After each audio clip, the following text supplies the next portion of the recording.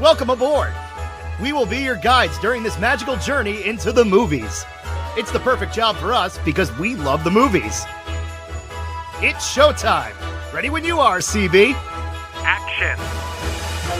Welcome to Monoreel Radio, episode number 369. I'm Sean. And I'm Jackie. And we are here this week to review and discuss Chang Can Dunk as we continue on with our March Madness month. I'm not going to lie to you. I remember when this came out, I remember thinking, oh, this is just another basketball DCOM. We'll get to it eventually, and that's about as far as my interest in it went. Because this is one of those ones that it's a Disney Plus original, right? And we know that when Disney drops a movie as an original, they kind of tend to hit it pretty heavy with the marketing. I feel like this one, I don't want to say it was glossed over, but I feel like it didn't get the pomp and circumstance that a lot of the other originals get. I agree, because I had never even heard of it until you said we were reviewing it for this show. But that's really kind of surprising, because coming off of the success of something like Prom Pact, where you do have these elevated DCOMs, so to speak. Like, it's not a Disney Channel original, it's a Disney Plus original. So they're clearly aiming it to a demographic past tweens. Like, tweens can still appreciate it, but these are by and large more aimed at high school age kids, so they can be a little bit more adult. I was actually really excited to sit and watch it, though, for that exact reason. We have found some gems like a Prom Pact when Disney kind of does age up the audience a little bit, and they do these coming of age movies. I didn't really know what to expect going into this. I didn't know if this is going to be like a straight sports romp, or if it's going to have like a deeper subplot, something like a Prom Pact, for example. Or a comedy, a drama, a hybrid. Nothing, not a clue. Well, did this meet or exceed our expectations? And is this one that we have been sleeping on for the last couple of years since it came out? That, on top of many other things, is what we are here to discuss today. This episode is sponsored by Where in the Park. Our friends at Where in the Park make seek and find card games designed to play in the theme parks and turn your day into an interactive adventure. Game packs come with a deck of cards, each with an image on it that is hidden somewhere in the theming of the park, helping you to discover details you've probably walked past 100 times. Where in the Park game packs will spark curiosity, encourage connection, and make every visit to the parks even more memorable. Visit monoreelradio.com and click on our affiliate link to purchase your game packs at a discount. High school sophomore Chang is seeking to reinvent himself after his freshman year. He wants new clothes, a better social status, and a girlfriend. His mom does not understand or appreciate how Chang can constantly change his mind when it comes to what his priorities are in life, especially when Chang wishes to get a job to have his own money. She doesn't understand why he wants to do this. At school, Chang feuds with basketball star Matt, and while he loves to play basketball, he actually performs in the marching band. He meets a new girl named Christy, who is joining the drum line and is immediately smitten with her. However, Matt is also interested in her. Matt invites Christy to a party at his house, and Chang invites himself to join her. At the party, Chang shows Christy a jersey that belonged to his hero, Kobe Bryant. Matt's friends lock Chang in the basement so Matt can have alone time with Christy. Chang escapes through a window, and after he and Matt exchange words, the two create a commotion, and Chang falls in the swimming pool in front of everyone and the cameras on their phones. The moment goes viral, so Chang wants his redemption. The following day at school, Chang and Matt place a wager that if Chang can dunk by the time the homecoming game arrives, he gets to shave Matt's head and collect his prized Kobe Bryant autographed jersey. If Chang loses, he must give Matt a first edition Charizard Pokemon card valued at $3,000. Chang begins to train for his dunk with the help of his best friend Bo. He does not find the results that he is looking for fast enough, but he sees a video online of a a basketball player named DeAndre, who is dunking in cosplay, and he learns that he lives only 2 towns over. Well, DeAndre and Chang meet, and DeAndre agrees to coach Chang in exchange for Bo helping him grow his YouTube channel and therefore his coaching business. Chang takes on the moniker of the Red Panda, and the vlog series documenting Chang's journey starts to sort of go viral. At the same time, he bonds and gets closer to Christy. Chang confides in DeAndre that he feels like if he can dunk, that he would be special. But DeAndre tells him that he already is, and he can see that due to his motivation and getting up early every morning to train for the dunk. As they draw closer to the homecoming game, Chang tries but fails to dunk, but DeAndre tells him that the adrenaline that day will push him over the top. The night before the game, we see that Chang sneaks into the school gymnasium and grabs a key that controls the backboard, and we had previously seen that he has the ability to extend the backboard and retreat it back to its regular position because the gym's obviously a multi-use facility. Well, with the support of his friends, Chang dunks in front of his classmates, and the moment is caught on video and goes viral. Chang admits to Christy that he likes her, and they kiss. Chang is initially excited, but he starts to get uncomfortable as the moment gets bigger and bigger. He gets invited onto ESPN, where they interview him and surprise him with a hoop to dunk on. However, he fails to dunk. He gets invited into a nightclub party that was sponsored by the Jordan brand. He promises to get his friends in because they have accompanied him to New York, this being Christy, Bo, and DeAndre. But instead, he leaves them outside, upsetting Christy and Bo especially. Unfortunately, Chang's celebration is short-lived, as a counter video online accuses Chang of having lowered the backboard to accomplish his dunk, which he denies. When Matt accuses Chang of cheating, the boys get into a fist fight. In the principal's office, Chang's mom learns of everything that he has done behind her back, including having cheated to make his dunk. She had no idea what he had been doing the entire time. Chang's mother asks him why he did not open up to her about what it is that he's been doing, and he tells her that he is afraid of her, and that all she wants is for everyone else to be as miserable as she is. Chang releases a video admitting to and apologizing for his cheating, and his mom confronts DeAndre, accusing him of using her son to further expand his social media reach. But he tells her that that wasn't the case and that Chang had worked very hard to accomplish this goal. He makes amends with his mom and his friends and resumes training to dunk, but this time without cheating. He goes out for the high school basketball team, makes the roster, and dunks in a game. So what's so remarkable about this film is its simplicity. Yeah. Title tells you everything that you need to know. But because this is such a character-driven piece, there's a lot more to it than that. Admittedly, for me, I would have never even thought that a slam dunk was so involved. Because for me, I'm 5'2". It's not hard to be taller than me. And I just kind of always took it for granted as something that these 6, almost 7 foot tall basketball players could do. I mean, like, I'm not diminishing the athleticism that it takes, but I just figured it was something that came more naturally simply because they're taller. Right. Not realizing how much is involved. So that was really interesting. And I love how they set it up in the beginning of the film with this instructional style video of the history of dunking and, you know, sort of teach. It almost looks like a video that you'd watch in a PE class. Yeah. To show you how to do it.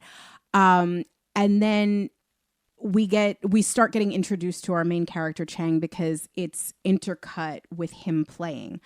I also thought it was really interesting because they took great care of, I don't think they shot standard def. I think that they shot high definition, and then in post, they just sort of letterbox the sides in to give it that 80s, 90s look as if it were airing on television. Because it didn't stay consistent throughout all of the footage of basketball players, which are intercut with Chang. They have some, clearly it's stock footage video. And it stood out like a sore thumb because you are playing footage of like 90s basketball, but it's full screen in high definition. So it's just like a filter that they put over it. But I think it would have looked even worse if you were cutting high def against the standard def and you would just have the, you know, the margins going back and forth, so to speak. I think it would have felt like a slam zoom every time. Exactly. Like it just would have made you dizzy. Which stylistically wouldn't be completely jarring for this film because video is such an element in here, but I think I probably would have been a lot more critical if I was like, whoa, let's settle down here and settle into the film. I love the introduction to Chang, by the way. I think that we meet this young man. He wants, as he calls it, Chang 2.0. And he wants to get a new haircut. He wants to ditch the glasses. He wants to expand his social circle. He wants to get a bigger following on social media. They throw a lot at you very quick, but it doesn't seem rushed. I completely agree. This tells us everything that we need to know about this character. And I love that they take it one step further than just the video call with Bo, where he's explaining what he wants out of sophomore year of high school. They have it's his picture, but he's written all over it, and it almost looks like a magazine cover. And it like, he overwrote his hair in white marker and wrote exactly the changes that he's going to make. So it's like a vision board for himself, which also tells you a lot about the character, that it's not just, I'm saying I want to do all of these things. I have an actionable plan as to how I'm going to do it. Yeah. The introduction to his mom, the introduction to Bo, all of this is great. You know exactly who these characters are with very, very little screen time. I also really like the intro to the gym teacher and their first gym class. Like, you know, I think that that's something that was very much a trope in 80s and 90s movies, was that like, or at least maybe ones that were geared towards females. I'm thinking specifically about Clueless. How nobody wanted to play tennis, and Amber's like, well, I just had a nose job and I don't want to break a sweat, and this wouldn't even burn off the calories in a stick of gum anyway.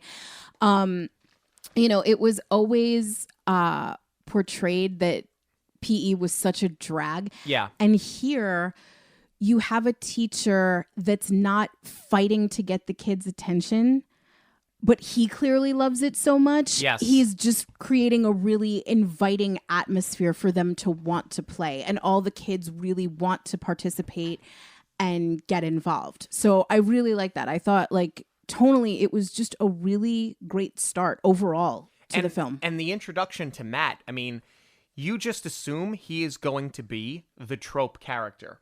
He's the big dumb jock. He's the popular kid. He's the brass ring that Chang is reaching for. It's not until later that you learn that they have a history together and that they were friends and that they fell apart. And it's so relatable when you get into junior high school and high school that inevitably your elementary school friends, some of them just drop off. They get new priorities. You get new priorities. People change. Like, I love that he wasn't just the same character that we've seen a dozen times over. I'm so glad that you bring this up. You hit it right on the head. It is so relatable for that reason, because I feel like it's that middle school to early high school that are truly the most formative years. And yeah, the ones that suck the most. Exactly. And that's it. Your body is changing. Your worldview is changing. And it's unfortunate, but this is where the growing pains sometimes cause those friendships that you've had since kindergarten to fall off. And you start running with a new group. And this is so realistic. But I think it was also smart story-wise to clearly establish that they had a history. And you're right. It's it gives you a sense that it's just deeper in than that they've grown up together just by being in the same class and you kind of know each other. This definitely reads as a falling out because Chang is so jealous of Matt. And I think that that was really smart to establish up front, because otherwise, if Matt was just picking on him, it would have come off as racist, like just straight up racist, because he's not picking on, it's just character traits, really. It's not like he's picking on hobbies, or it's not like Chang is your nerd archetype where that's Right. what Matt is going after. It's not like Chang is not athletic, and that's what Matt's going after. It just would have come off in the wrong way if you didn't establish that they're butting heads because there is water under this bridge. No, and Chang later on sort of calls Matt out for saying to, you know, are you doing this because I'm Asian? Like, he does call him out on it later. We'll get to that scene later on, but because as it turns out, Chang threw an accusation at him that was completely false for multiple reasons. But let's talk about our introduction to Christy, our love interest. She's the new girl in school. We've seen this before. She shows up for drumline, right? Or for the marching band, and Chang plays the drums. She's a drummer as well. She's a sick drummer. She is, but here's the thing. We don't know that she's a sick drummer yet, but Chang watched her smash a snare drum for 7 seconds and then gets on the phone or on FaceTime with Bo and says she's the best drummer I've ever seen. And he's not that into music, as it turns out. His music cues are coming from her, and he starts listening to 90s music because that's what she's into. She's wearing a Metallica shirt. But what I love about this character, she is so well written. She's just effortlessly cool. She's not a pick-me girl, especially because they immediately set up the triangle with Matt where Chang is really into her. They kind of hit it off. They have a lot to talk about. They have a lot in common. And Chang forgot to lock up the room, so we had to run back and enter Matt just talking to this girl who is now waiting in the hallway. And you're the new girl in school, and the popular athlete is talking to you. So of course you're going to be interested, and of course you're going to accept the invitation to his party.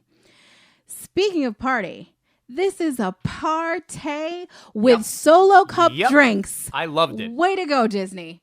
Really, you know, going out of their way to make sure that they leave it very open-ended as to what it is that they're drinking. Because all Chang says is, I got you a drink.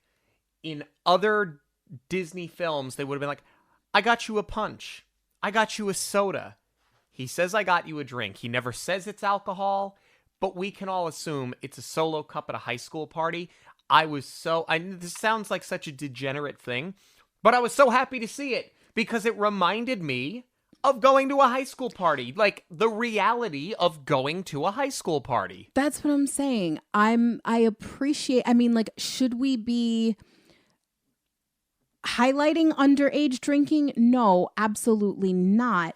But I like that Disney has gotten away from pretending that it doesn't happen and very much shows the reality of it. Like, even when you think about last week with Double Teamed, there was a high school party where it was unchaperoned, and they went in the kitchen and got a drink, which, by the way, this is a big party foul for anyone.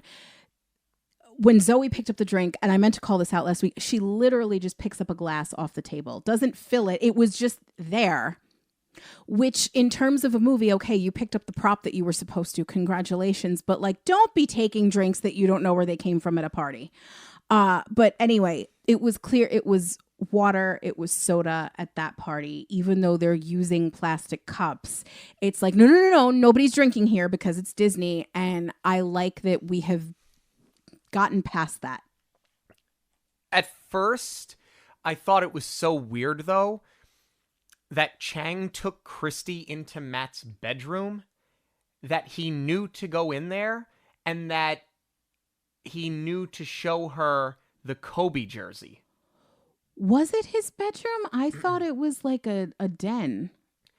No, I think it was a bedroom.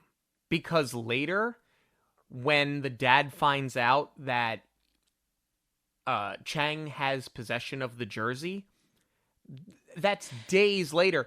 If he took it from the den or the living room, his father would have known, because he said something to the effect of, "You gambled away our family heirloom." It's not the exact term that he used, but it was something to that effect. So if it was something that meant that much, he would have seen it. I could not figure out how Chang knew where to go. The fact that he even knew where this was, because Chang and Matt, up to this point, all we've seen is Matt bully him. So it's like Chang would not have ever been in this house before. He's never been invited to a party here before. This is the only issue I have with this setup. When it gets exposed that Chang and Matt have a history together, it's because Matt's mom drops Chang off at home after he falls in the pool, and she starts conversing with Chang's mom. And that's when it's like, oh, we have a history here. I wish that it just would have been flipped. Like, Chang goes to the front door, Matt's mom sees him and goes, "Oh, Chang, it's so good to see you. We miss having you around." It just would have given levity to the idea that he knew where to go and that this jersey was there, because until you know that they have a history, it's just a little uncomfortable and odd that you're roaming into somebody's house knowing exactly where everything is. I disagree. I mean, the jersey setup was very, very deliberate, because what he says to get Christy alone, and I mean, a little bit of this is running game, right? It's so loud in here. Let's go somewhere quiet. You could have just stepped outside.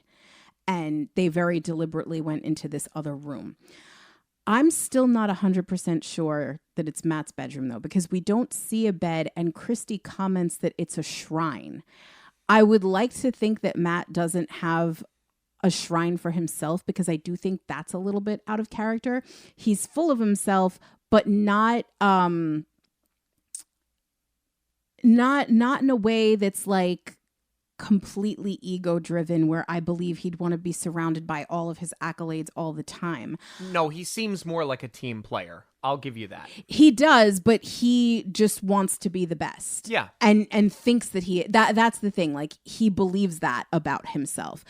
But yeah, that's where I go back and forth. I don't think that this is the bedroom, because I think that also sets up further implications which they want to stay away from in a Disney movie.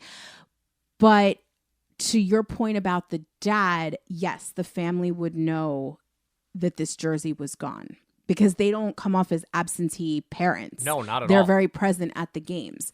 What I will say, though, what I love about this scene is that, we really start to dig deeper into Chang's character and start peeling back the layers of the onion. We know that he likes Kobe. He's got the Kobe poster in his room, but we learn that it's not just about the ball game that he looks up to. It's that Kobe saw every obstacle as an opportunity. And that's, I think that's such a great insight into who Chang is. And as our main character, it definitely gives us a reason to root for him and stick with him, as we learn later that he got caught up in a lie. Locking Chang in the basement wasn't cool at all, though. But here's where I disagree with you. It's the brother. He says hi to the brother. The brother invites him to play a video game, because clearly this is something familiar that they've done before. And Chang says, "Nah, I'm not feeling it today." So this was, to me, the biggest display of the history between the family. Like, this is where it's like, okay, Chang has hung out here for a while. I wish that they had just gone a little bit deeper into the other two. Actually, he calls them sidekicks to their face, which is pretty great. It's a great insult. Like, were they all like a group and Chang fell out with them? Because they do serve really as sidekicks to Matt. And they're the ones who actually do the locking in the basement. So I'd love to know what Chang's relationship was to them. The other thing I can't figure out, why it was easier to climb through the window than just ask Timmy how to get out of the basement, which I would like to think has some sort of egress.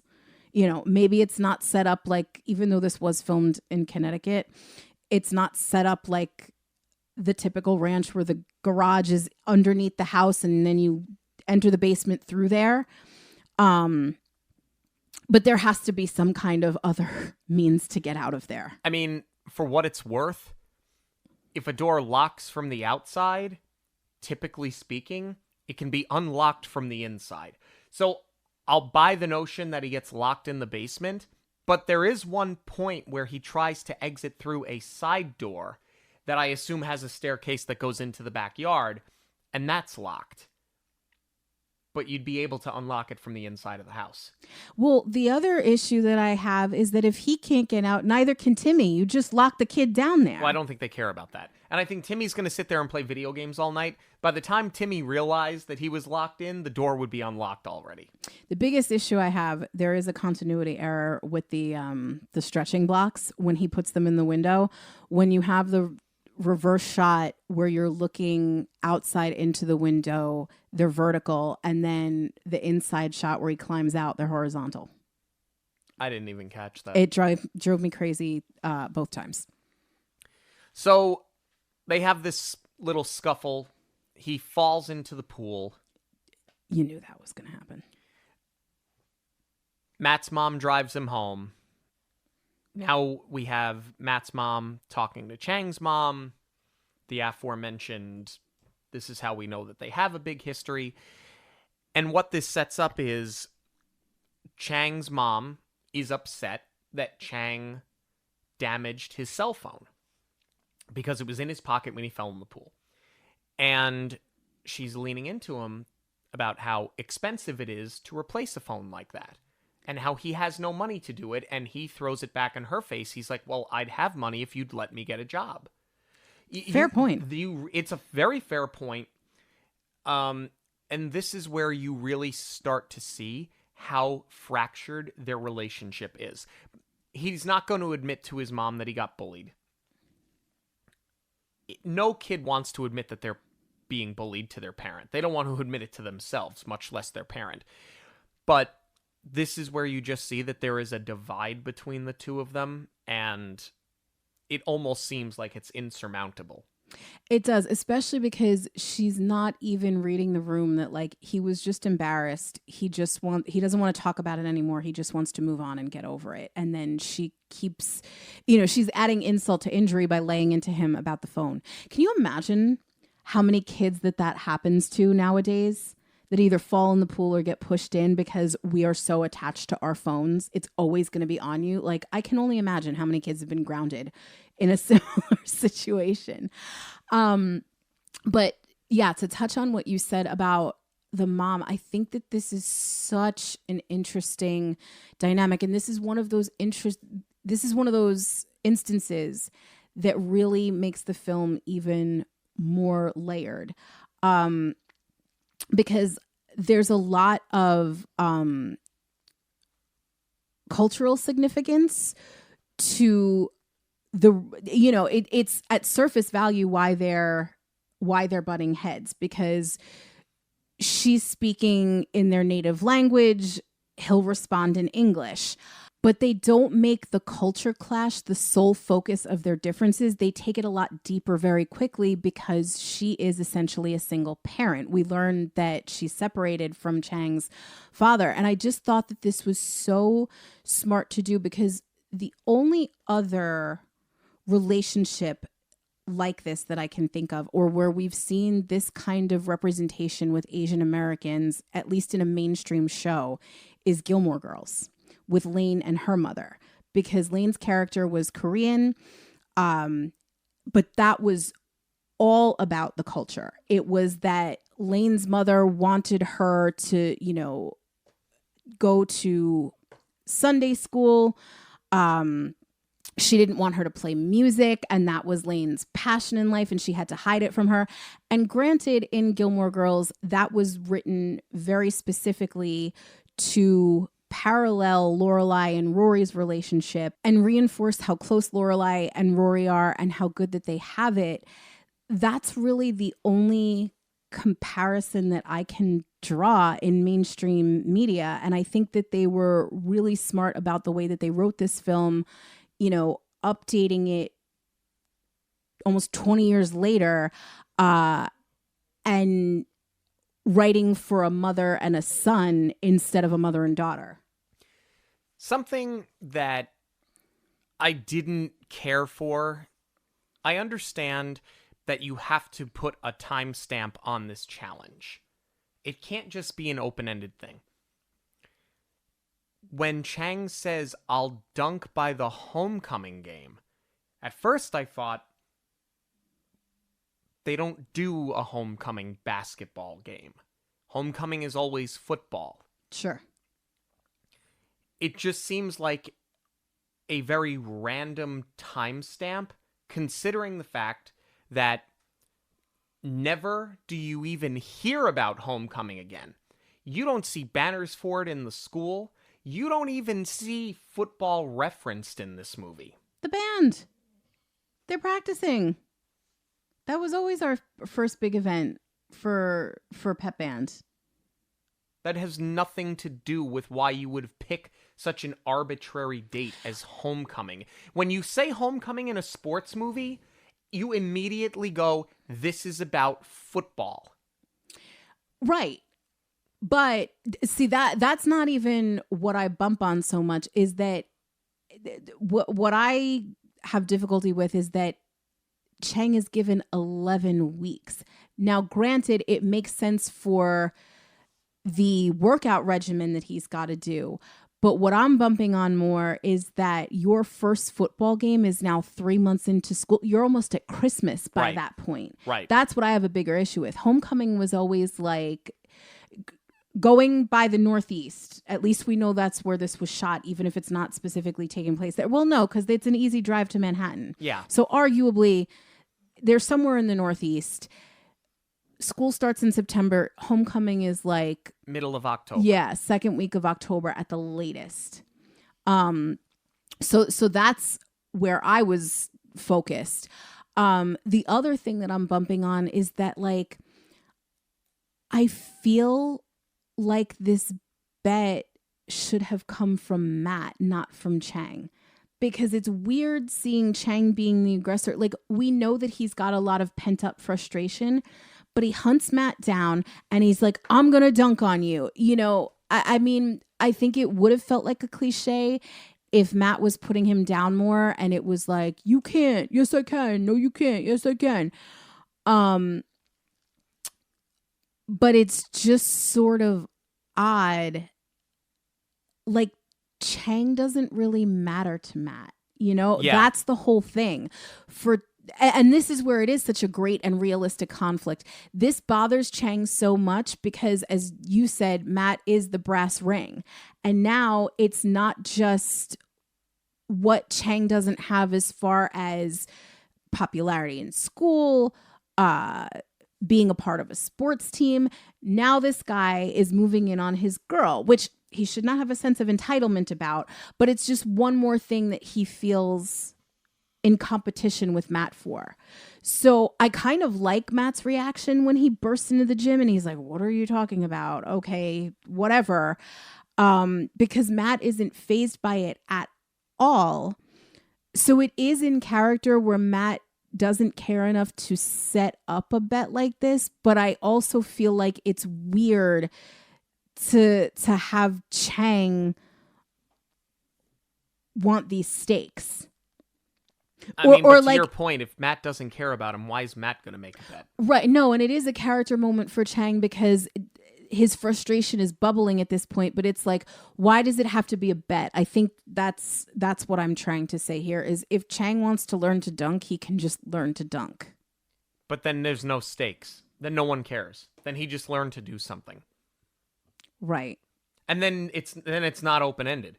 Or sorry, it is open-ended. Now he can take he can take months. I mean, 4 months, 5 months, 6 months. I mean, DeAndre at one point goes, yeah, in a year to a year and a half, you'll grow enough. Yeah, we can get you there. And he's like, well, I need it in 11 weeks. Because you've decided to it has to be a bet. It has to be a wager. I mean, it certainly does raise the stakes in terms of the movie, but you could have maybe also framed it through the video editing of, I want more followers. We're going to give ourselves this much time, and then Bo is going to document the whole thing. I mean, I think without the wager, this movie makes no sense. If there's no bet, this movie's senseless. No, and it does fall apart without, with the Kobe jersey and the Pokemon card. Yeah.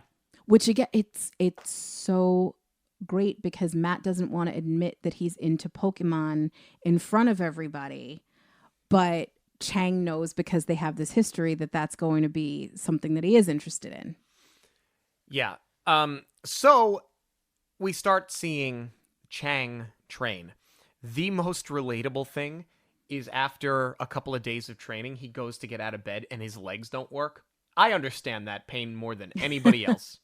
What's great about it too, other than the comedy, is that it does set up this idea that he can't do this alone and he's going to need some help.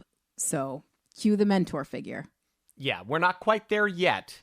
We're almost there. Before we get to that, something that I think they did really, really well. We see this front porch, this like pergola in the front yard. And it's under construction. It's not done yet. It's like half done. And you think they're just doing a home project. And you think it's just that's a really weird set dressing. I wondered why they did that. Well, it turns out that Dad had started it and Dad walked out on everybody before he even got a chance to finish it. So now it just sits there as like a scar on the family. We know that because Chang is now telling Christy about what his home life is like, because we've learned that Christy's father has passed away. He got her into the drums. Chang tells her that, my dad left, but I'm sure he's going to come back. And I think that all of that is very smart in building into what will inevitably be the blow-up argument with Chang and his mom, because it just gives more depth to why their relationship is so fractured. Yeah, I mean, I think in a film where the writing isn't as strong, this would have seemed like a very heavy-handed visual metaphor, but it's actually a really great through line. To your point, you just think, all right, they're in the middle of a home reno. It's a through line for Chang's journey with being able to dunk because he puts the red panda stickers as he's getting higher and higher. They have the 10 feet marked on the pole.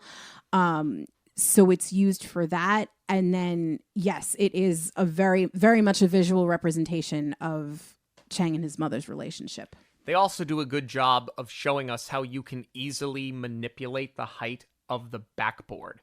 When Chang is in the gym, this is right around the time that we meet DeAndre, you see how the board comes down, it retracts from the ceiling, and how the height can go up and down. Because, I remember as a kid, like, our gym hosted high school basketball, but it also hosted, like, kids camps. So you could manipulate the height. It was so smart that they did it because, I'm not going to call him a janitor, but he's a guy that works in the school. I guess we're going to call him the janitor or the maintenance guy. He puts it down a little too far, and he's like, oh, I got to put that back. It's like this really quick throwaway line that you think means nothing. And when you see the movie the first time, you kind of forget that it happens. When you watch the movie the second time, it was a great plant. It really was. Our gyms had cranks that they were on. This is high tech that you can do it with a button. Yeah.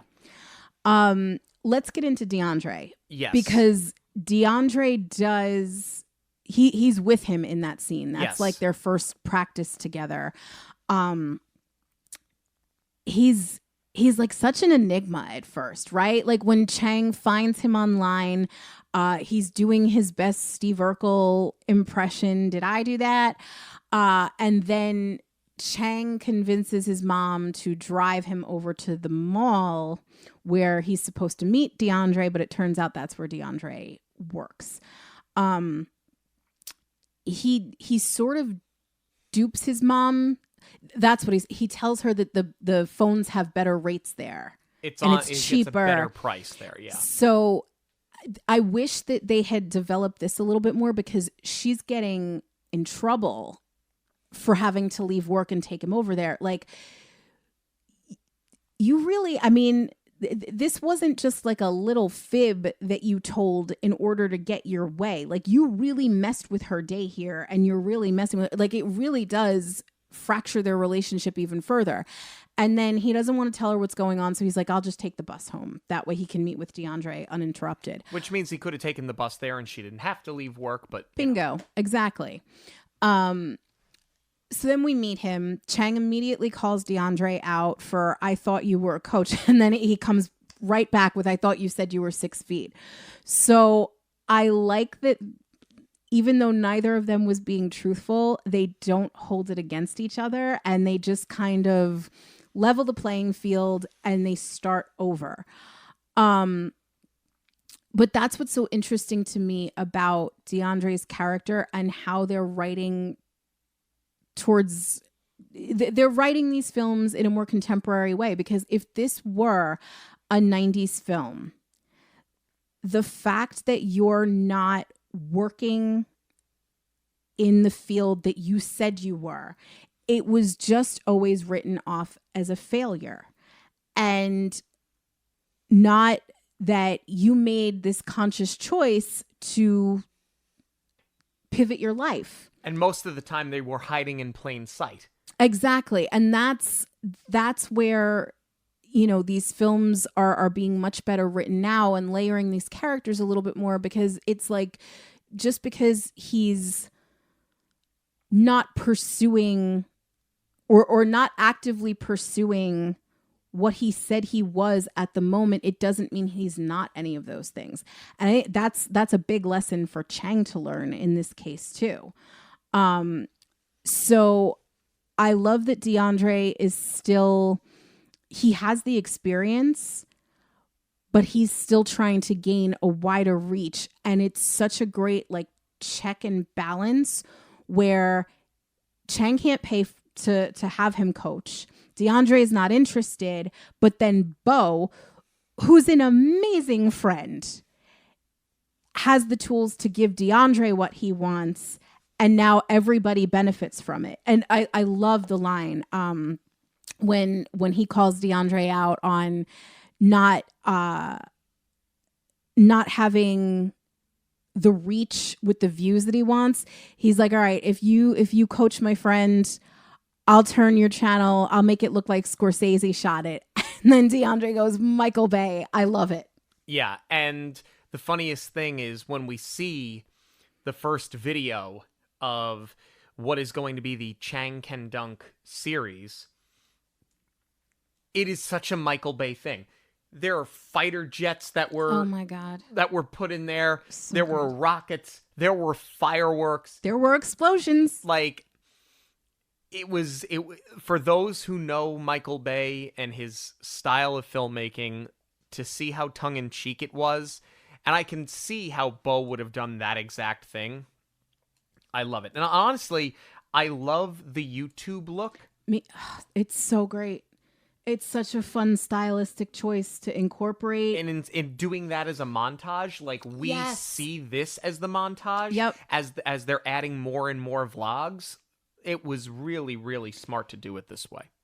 It's brilliant, not just to keep the story moving and keep the style fun and current, budgetary. This is so cheap to do. It's brilliant. So while this is going on, we see Chang is getting better. We see he's bonding more with Christy, right? So that's moving in the direction we assume it's going to move in. But we see that we're a week away from the dunk. Now we're a day before the dunk. And we see that Chang can touch the rim. He's at least able to touch the rim. But he's not pulling off the dunk. Upon second viewing, is the twist that he cheated his way into this watered down on the second approach? admittedly, the first time that I watched this, it wasn't holding my interest as much. I saw him break into the school. I did not put the two and two together that that's what he was doing. I thought he was going for more practice. So for me personally, no, it was not watered down. But even knowing what I know now, I don't think that it is, because what really struck me the first time that I watched this, you know, he does the dunk, he gets the girl, and then I'm like, oh my God, there's 45 minutes left in this movie. What happened? It's the back end of this movie that really delivers. Yeah. So even though you know what happens, that he cheated, I don't think it's watered down because it springboards the back end. It does. And once you've seen the movie the first time and you realize what has happened, everything they do after that makes a lot more sense. Like when he is zooming in on the backboard, because he can see when he becomes a meme that backboard is hanging too low, and he starts to panic. When the moment gets bigger and bigger and more viral, he's panicking more and more and more, because you can tell in the back of his mind he's just holding out hope that nobody figures out what has happened here. Yeah. I mean, I wasn't expecting the break-in. Like, that seemed like sort of a knee-jerk reaction, and almost a panic of what was he going to do, because he's been progressing leaps and bounds this entire time. And it's not just in his skill set, it's in his confidence. It's in his friendships.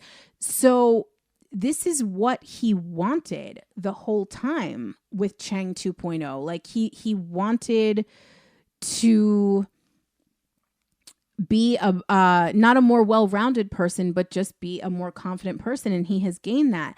And DeAndre sees that in him. Before the dunk, they have a really great pep talk in the garage. DeAndre talks about his history and why he's not necessarily coaching as a profession, but it's still something that he wants to pursue. So that's the thing, you know, he's building up his personal relationship. He's gotten closer to everybody. Christy and Bo bring in the drum line to support when he does the dunk, which, by the way, Disney spent some money on this movie. They paid for the white stripes. However, even though Christy's into Metallica, they didn't pay for Enter Sandman on this one. You couldn't afford Metallica. No, you couldn't. You could afford the white stripes, not Metallica. And also, that belongs to Mo.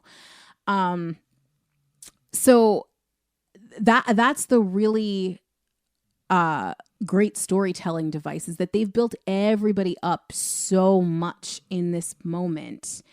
And because they let him get away with it for even a couple of days, you fall even harder from the top of your mountain. It's really, really well done. So you're right. Yeah, I didn't catch that at first either when they zoom in on the basketball hoop. But what surprises me is when he eventually gets called on it, he gets defensive immediately, which, yeah, of course, you're caught in a lie. You are going to get defensive. But like, I'm surprised that he didn't just go with like, I didn't know, because he didn't know the first time the maintenance guy lowered it. But I'm getting a little bit ahead of us here. One of the things that I do bump on is that, not that they've posed Mom as very strict, like I was saying before with the Gilmore Girls comparison. She's just trying to relate to Chang and be a part of his life. It's almost, actually, you know what the better comparison is? It's almost more like Goofy movie, where the harder Goofy tries with Max, the more Max pushes him away. So Chang makes up this lie about how he's representing the school at a quote unquote thing in New York. Mom doesn't question what the thing is. Yeah. He doesn't have to prove to her it's academic. He could have so easily said, "Oh, it's a thing with the band, so we have a ride." This is when he gets the ESPN invitation. Yes, which is great. And so great, smart of Disney, your, brand synergy here. But I love how he's going to go on Get Up on live television. He's got this viral video. People know who he is. People know his mom. He's hiding this from her, but he's willing to go on television in front of millions of people. But I think at this point, he's just trying to keep his head above water. And I think we're seeing in Chang that he didn't really have a plan. No. Other than, I just want to get the girl and get the jersey. Like, he's kind of pulling everything else out of his you-know-what as this goes along. What impresses me is how well he does in the interview. Like, they didn't have the cliche of like, oh my God, what am I going to say on camera? Because we've already built that with his journey to the dunk. Part of it was also having his personality develop through the series of videos. So he's so charismatic by the time he gets to ESPN. This is what it was all along. He just needed that confidence, but he totally deserved to be humbled here. And they do it so gloriously where the hoop is outside. So not only does he miss the dunk, it goes into the river. They're making fun of it on air that the ball's not the worst thing in the river. It is so well done. And then you really double down on it with this party because now you've been exposed as a fraud. Now you're starting to think who you are and you're being a really bad friend to the people that got you here. Yeah, he basically leaves them all out to dry because he's hanging out with NBA players and he's hanging out with attractive women and he's posting on his Instagram and he's showing off because now he's just like, he's clout building in his own mind. Mm-hmm. And the movie does the exact thing you know it's going to do, where his arrogance gets the better of him, and we no longer trust him to the point where we no longer like him. But I think because they built such an endearing character the entire time who just got caught up in his own hype, it never goes all the way where he becomes a fully dislikable character. Right, because it's like the more this snowballs and the more that's happening, the more you're hoping to get away with.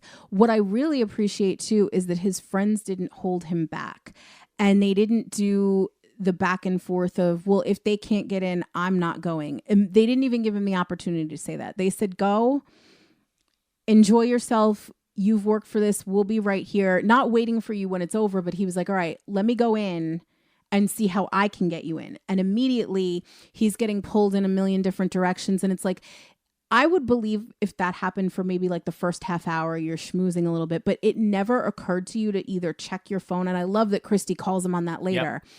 It never occurred to you to run back outside and check on them and say, hey, I haven't found anybody that can get you in yet. But the way that she says you didn't check your phone when we know he's posting about it on Instagram. Yes, you ignored it. And she's basically calling him out on it. And it's great writing when you can call somebody out on it without explicitly saying, but you were posting on Instagram, so you did look at your phone. We know what she's doing because they're not writing down to the audience. Which I so appreciate because even though they swear up and down that they're not doing it, no, that's exactly what Netflix is doing.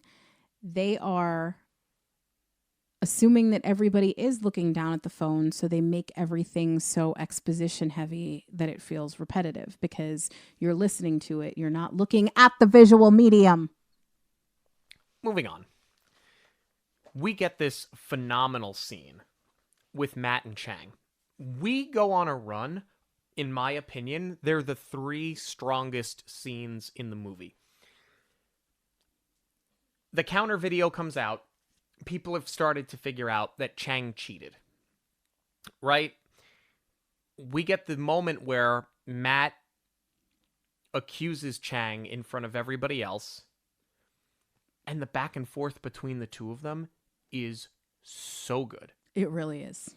Where Matt calls Chang out for the exact truth, which is, you're jealous of me. You want what I have. And we know that That is the exact thing that Chang wants. And Chang sits there and says, no, you're just jealous of me because I've got the bigger following and I got invited on ESPN. And that's when he throws in the line of, are you doing it because I'm Asian? Are you doing it because I got bigger than you? And then he doubles down on it and goes, you're not going to play D1 basketball. You're not even on anybody's radar. Like, and the truth of the matter is, I get the feeling that Chang's right. This is the thing. Because they know each other. I think both of them are factually correct in what they're saying to each other. But because it gets so personal between the two of them, it's beautifully uncomfortable. It really, because this is the whole reason that they're not friends. Instead of talking each other through it and being a support system for these insecurities, they're calling each other out and letting the jealousy get the better of them. I agree with you. I mean, Matt is right a million ways to Sunday. Chang cheated. He busted him. Right. And like I said, in this instant, Chang could have gone the route of, I didn't know, I don't play, I didn't know that they did that in the gym. Although I don't think pleading ignorance would have gotten him that far, because he knows the game of basketball. Even though you're not on the school team and you don't necessarily know the school regulations, like, you would still know. So I'm glad that they didn't necessarily waste time with all of that. And they did take it back to the character conflict. And Chang does go right for the jugular and calling him out for peaking in high school. I mean, that's a really interesting argument for Chang to make, because I'm sure he does believe all of these things about Matt. But it's weird to hear him call Matt on it when Matt was what he wanted to be. Right. Chang doesn't want to peak in high school, but if you're emulating this guy so much that you ended a friendship because of your jealousy, then I mean, I guess that's the difference, is that Chang wouldn't have wanted to peak in high school. He's still aiming for more, and Matt is kind of happy where he's at because he is seemingly the guy who has everything. Now we get called to the principal's office. You've got Matt and his parents are there. Chang is there with his mother. His mother is now learning for the first time everything that has happened. She learns that he got this viral moment, that he dunked on Matt, that he had shaved Matt's head, that he has the jersey, that he went to ESPN, that he cheated on all. Like, this is where all of this starts to come to a head. I love that that's the thing Mom is like the most flabbergasted and shamed about, is the head shaving. Yeah. And I love how even Matt's parents are like flabbergasted by it. Like, these Did you not notice that he cut his hair? Yeah. Or ask him why? Or asked him why. I'm sorry, go ahead. No, but like, of all of the things that they could have done to each other, shaving his head, and he didn't even shave it bald, by the way. It's more like a crew cut. Like, I could understand if he shaved it bald and you were getting ready for like your senior pictures or something. That's not the case. It's like Channing Tatum length. It's longer than that. I think it's longer than Channing Tatum. Well, yeah. But anyway, the point is, like, it's the most innocent thing that they could have done, and both sides almost seem like that's the thing they latched onto. Yeah. But it leads to this moment in the car. Chang and his mother are shouting at each other. And this is where I thought that Chang was going to take it one step too far and say, this is why Dad left, because that's what they're sort of building it to. When he says, I'm scared of you, and she's like, why? And he says, because she accuses DeAndre of manipulating him. And he goes, no, DeAndre was proud of me. Every time I do something, you question it. Every time I want to do something, you talk down to me. And then he says, it's because you want the rest of the world to be as miserable as you are. And just like the conversation with Matt, while he's saying is not morally what you want to hear a son say to their parent, factually, what he's saying is correct about her. Yeah, I mean, it's not the "this is why dad left you" line, but it cuts just as deep. It is equally as brutal. And like, that's the thing. They sort of had to take it this far because there's another painfully awkward dinner before the dunk between the two of them, where the tension is almost at breaking point, and this is where it completely cracks wide open. Yeah. It's a great scene. They're both great in it. It is so uncomfortable and painful to watch, but it's what you need it to be, because Chang is sort of unfazed by being called out at this point, because so far, other than losing Christy, he's gotten everything else that he wanted, and he's still sort of riding this high. You really had to knock him down several pegs and humble him to a point where he realizes, okay, I have to do this on my own now. And he's not completely on his own, because he does still have DeAndre coaching him, even without the benefit of Bo's videos. But I really like that. I think it was important to keep DeAndre in it, especially after Mom's accusation that DeAndre was using him. I think that was such an interesting place to take it too, because, I mean, granted, she didn't know what was in it for DeAndre with the video editing from Bo, but like, it wasn't something that I had. There was a beat where I was like, oh, was he really using Chang for his own benefit? I mean, he does say that as much when he first agrees, that he wants to show a proven success story, and this is how he is going to pivot back into coaching. But there was a certain element of, oh, wait, did he use this kid? And that kind of comes to a head in the next scene, where Chang's mom confronts him in the food court at the mall and accuses him of doing that exact thing. And he has to say to her, no, he came to me. I don't know why he wanted to dunk, but that's what he wanted to do. And I don't know a lot of kids who get up at 5:30 every morning and work as hard as they did. And he said, I thought he was going to quit, but he kept coming back and he kept getting better. And you can see the wheels are turning in her head, that he finally did find something he was going to stick to, and he stuck to it, which is the exact problem she has with him when we meet her at the beginning of the movie. I think this is probably the strongest scene in the movie. This is exactly what she needed to hear, because with everything else, like, we've seen it with Chang too. He wants to be Chang 2.0. He gets the haircut. It doesn't last a day. Right. Other than band, we don't see him stick with anything, but even band, he's not nearly as passionate about as dunking. You know, and this is, to me, this is what it could have been the whole time, because now he decides to go out for the basketball team. Yeah, and this is where the movie kind of goes into a fast forward to get to the end, right? He goes out for the basketball team. Obviously, he's in shape. He's good enough to do it now. I mean, he always was. He had the skill. Like, he could dribble, he could shoot. They set that up in the very first gym scene where he's going shot for shot with Matt. No, but I mean, this is a step above where he was. No, he's definitely improved his game. And he's made amends with DeAndre and with Bo, and you know, at this point now he's starting to make amends with Christy. And they have ceremoniously destroyed Dad's porch. Yes. And turned it into a garden area for Mom. So it sort of just fast forwards through this. Now he and Matt seemingly are okay because they're teammates now. And we know Chang can dunk because he dunks and the movie ends. Literally. They don't even let him finish the dunk. They cut out of it and roll the credits. Which I was okay with. I don't think the movie needed to have a longer runtime. It had a fairly long runtime as it was. Not that it ever got boring. But it seemed like what should have probably been the biggest moment of the movie sort of got rushed through.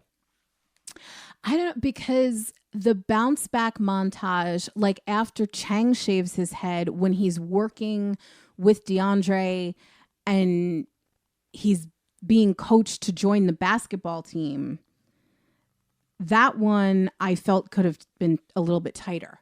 But everything else, they sort of not necessarily rushed through, but it's definitely paced up where he's making amends with everybody. Because he did really mess up. He does owe some really big apologies. We never really see it with Bo. We see it with Christy. We see the talk between Mom and DeAndre, but we never really see a big apology to DeAndre after the fact. Yeah, I don't think we really needed it. No, because I mean, yeah, how much are you gonna harp on it? Like, Chang knows what he did, for sure. But that really is the most important relationship that they're showcasing, is the personal growth at the end. Let's talk about our cast, starting with Bloom Lee, who plays Chang. I love this kid. He's great. When you needed someone to be funny, he's hilarious. When you need somebody to be mean, he's awful. When you need somebody to be dramatic, he carries the film. Like, everything you put in front of him, every challenge you put in front of him, he handled it better and better and better each and every time. Like, it's almost like he got better as the movie got better. He was phenomenal. I just love the way the character is written and portrayed as insecure as opposed to socially awkward. I think this is one of the most relatable characters ever written into a Disney original. Because other than falling in the pool, there weren't those painfully cringy, awkward moments. And I love that he still had a personality and sense of humor and charisma throughout to give us something to root for once he lies. Because that's the thing. It's the halfway point of the movie. You can't lose your audience. You still have to get them through another 45, 50 minutes. So it was really important to keep the likability throughout. And I think that they did that very successfully. And the ball handling was also really impressive. Let's talk about Dexter Darden, who plays DeAndre. Everything about this character, I think they just nailed. You do question a little bit, is he using Chang? Is there an ulterior motive? But when you realize that he's not using him at all, and he just sees the potential in him and he appreciates the work ethic, it gives the movie the fatherly figure that Chang obviously needs and doesn't have, without it being somebody that's going to be romantically connected to his mother. DeAndre is like the heart and soul of this movie. I wish that there was more for him to do so that he had more screen time, but like, you took the character as far as it could possibly go. Yeah. Zoe Renee plays Christy. As you said, she just oozes cool from the minute she comes on the screen. Yeah, and it's never too much. One of my favorite moments with her was when she calls Chang out and she says, "I'm the new girl. I don't want the drama." When she's just trying to make friends, but Chang made it about pitting him and Matt against each other and her being the prize. And she says that too. It's the Jasmine line. "I'm not a prize to be won."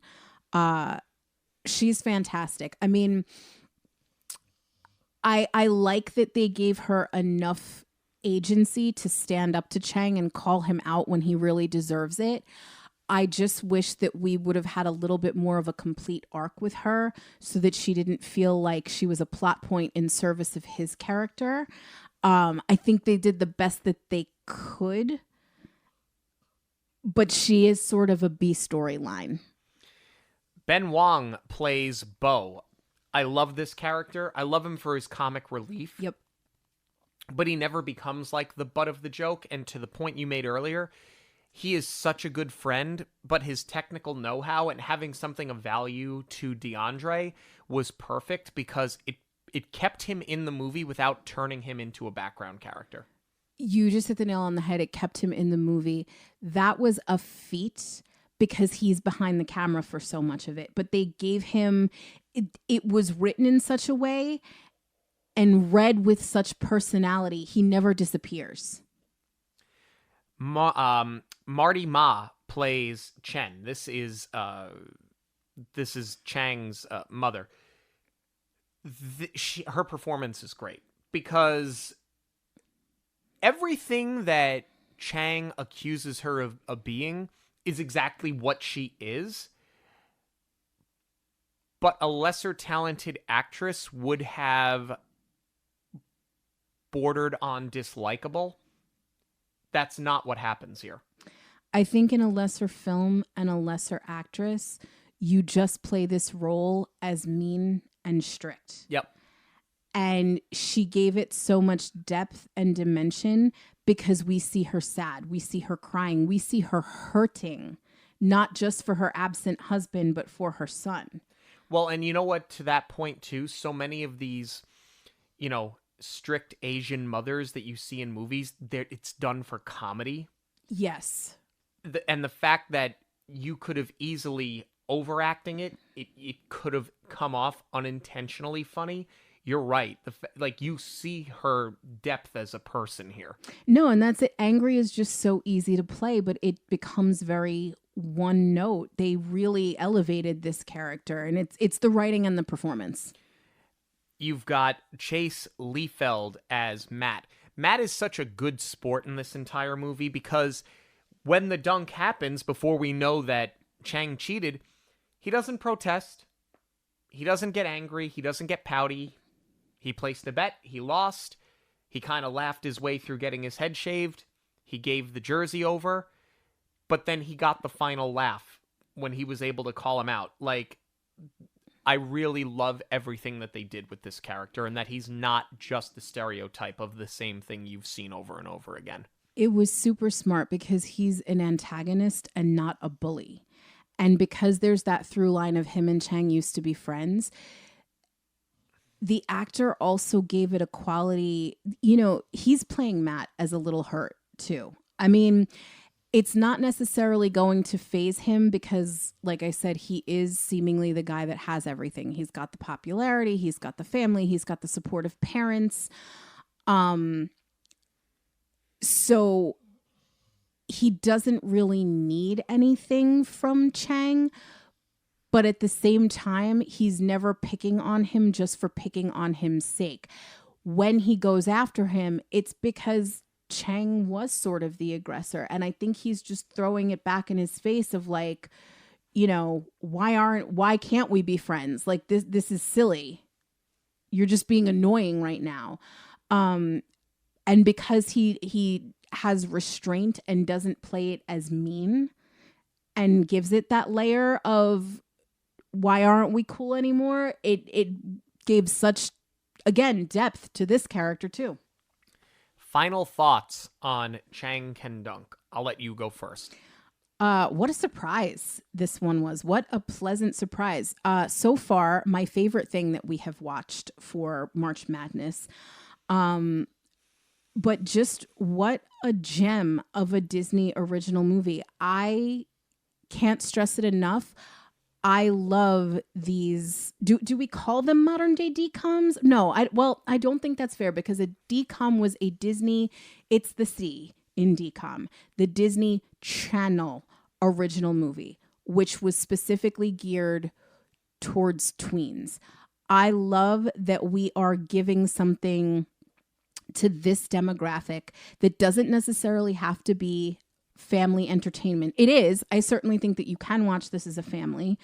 But I like that doesn't mean that you have to write it down. And I love that we can achieve a movie like this where it is a little bit of a comedy, it is a little bit of a drama, but it doesn't have to be a musical. I think that's also something that helps steer it towards the teen and high school age demographic. I love the writing in this movie. I think it was contemporary. I think it was smart. I think it was super relatable. And it's just elevated by an incredible cast. This is so well done. This movie is near perfect. I would say, for me personally, I agree with you. It's the best one we've watched this month. And it doesn't change the fact that Glory Road is a great movie, but if you want to hear my opinions of Glory Road, you can go back and listen to that review. This, to me, is a top 5 Disney Plus original film. It's up there with Prom Pact. It's up there with Noelle. It's up there with the live-action Lady and the Tramp. Some of when Disney Plus has made the original films and they've gotten it right, they've really, really nailed these things. I love this movie. I hope that we see more movies like this.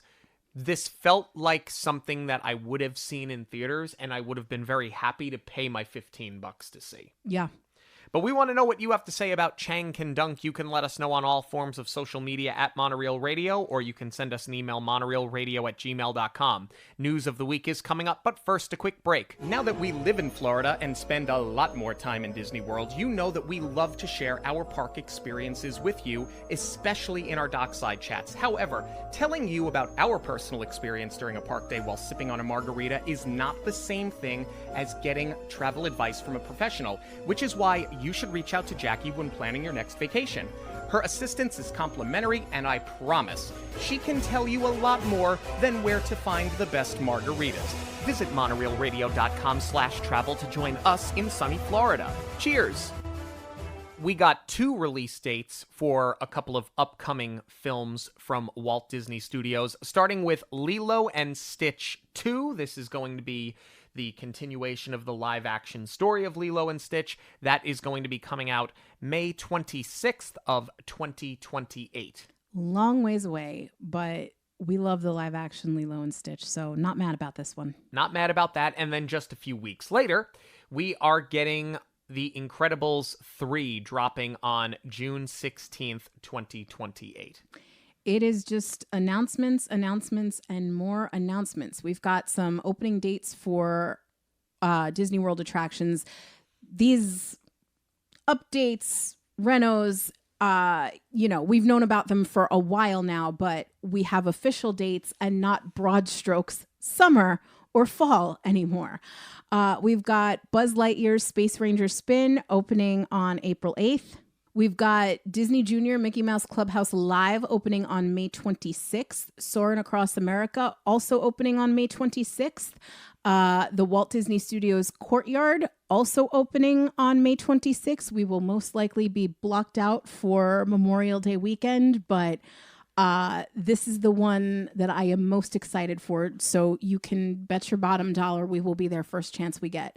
And then this makes so much sense. Bluey's Wild World at Conservation Station also opening on May 26th because Rafiki's Planet Watch, where you could do the animation drawing, was taken away since it's moving back to its rightful place at Hollywood Studios.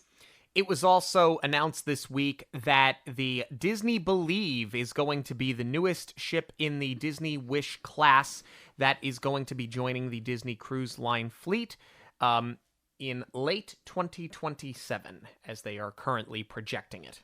Well, I mean, we knew from the D23 Expo a couple of years ago that they were expanding the fleet with like 10 more ships. So it's not a surprise. We're just seeing the names and themes as they get announced now. But this one, I really like the theming of this one. I thought the heroes and villains thing was kind of cool. I think that seems geared towards families with older kids. It seems a little bit more Marvel heavy. Believe, based on the video that they released and the films that are being represented, it feels like we're steering back towards like whole family entertainment at any age. Thank you all so much for joining us this and every week on Monoreel Radio. Monoreel Radio will always be free, but there are many ways that you can support the show. Please give us a rating wherever you listen to your podcasts. Join the conversation on social media at Monoreel Radio on all major platforms. Share your favorite episodes with family and friends who may enjoy them. And of course, book your next trip with Jackie. Links to everything can be found at monoreelradio.com. We all get one story. Make yours a magical one. On behalf of Monoreel Radio, we'd like to thank you for joining us. We'll see you at the movies, the stuff dreams are made of.